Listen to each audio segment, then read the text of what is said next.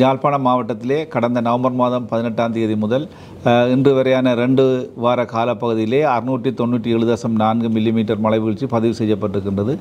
அதிகப்படியாக நவம்பர் மாதம் 26ஆம் தேதி 24 மணித்தியாலத்திலே 253 மில்லிமீட்டர் மழை வீழ்ச்சி யாழ்ப்பாணம் மாவட்டத்திலே கிடைக்கப்பட்டிருக்கின்றது. இதன் பிரகாரம் எங்களுடைய மாவட்டத்திலே இந்த வெள்ளத்தினுடைய பாதிப்பு மிக அதிகமாக இம்முறை ஏற்பட்டிருக்கின்றது. அதனாலே எங்களுடைய மாவட்டத்திலே 82 பாதுகாப்பு நிலையங்களிலே பொதுமக்கள் தங்க வைக்கப்பட்டார்கள். 21,980 குடும்பங்களைச் சேர்ந்த 73,693 பேர் பாதுகாப்பு நிலையங்களிலே தங்க வைக்கப்பட்டு அவர்களுக்குரிய சமைத்த உணவு பிரதேச செயலாளர்களாலே வழங்கப்பட்டு வந்தது. தற்போதைய நிலையிலே மழையினுடைய தன்மை குறைவடைந்து காணப்படுகின்ற காரணத்தினாலே பாதுகாப்பு நிலையங்களிலிருந்து மக்கள் வெளியேறி தங்களுடைய வீடுகளிலே குடியேறி கொண்டிருக்கின்றார்கள். அந்த வகையிலே இன்றைய தினம் 2ஆம் தேதி டிசம்பர் மாதம் 19 பாதுகாப்பு நிலையங்களிலே 541 குடும்பங்களைச் சேர்ந்த 1845 பேர் தங்கியிருக்கின்றார்கள்.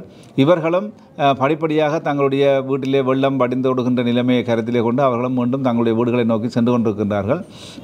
இந்த வகையிலே எங்களுடைய பிரதேச செயலாளர் பிரிவுகளிலே இருக்கின்ற நலம்புரியிலே இந்த பாதுகாப்பு நிலையங்களில் தங்கியிருந்தவர்களுக்கான சமைத்த உணவு பிரதேச செயலாளர்களாலே வழங்கப்பட்டது. அதுக்கு மேலதிகமாக பல்வேறுபட்ட தொண்டு நிறுவனங்கள், தன்னார்வ நிறுவனங்கள் மற்றும் சமூக நலன் விரும்பிகள் மற்றும் அரசியல் பிரமுகர்களாலே வழங்கப்பட்டிருக்கின்றது.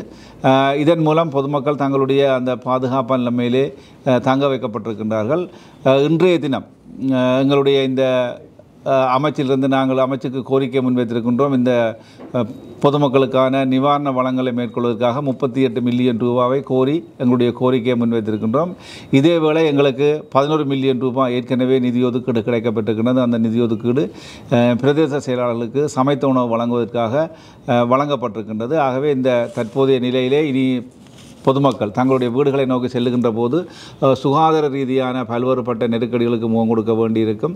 அவர்களுடைய மெல்ல செல்லக்கூட குழிகள் எல்லாம் நிரம்பி இருப்பதாக எங்களுக்கு அறிக்கை கிடைத்திருக்கின்றது. அதைவிட தொற்று நோய்கள் ஏற்படக்கூடிய சாத்தியப்பாடுகள் இருக்கின்றது. அந்த வகையிலே நாங்கள் பிராந்திய சுகாதார சபை பணிப்பாளர் தொடர்பு கொண்டு சுகாதார வைத்திய அதிகாரிகள் மூலம் அந்த பிரதேசங்களை சரியான முறையிலே மேற்பார்வை செய்து அவர்களுக்கு வேண்டிய விடயங்களை ஆவண செய்யுமாறு கூறியிருக்கின்றோம். அதே வேளையிலே பிரதேச செயலாளர்களும் கிராம அலுவலர்களும் வெளிக்கள உத்தியோகத்திலும் தொடர்ச்சியாக இந்த வெள்ள நிலவரத்திலே பாதிக்கப்பட்டவருடைய செயற்பாடுகள் தொடர்பாக கண்காணிப்பினை மேற்கொள்வார்கள்.